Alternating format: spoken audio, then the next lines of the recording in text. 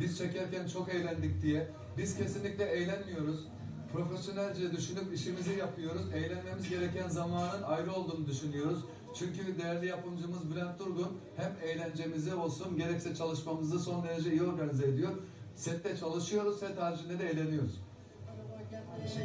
Teşekkür ederiz.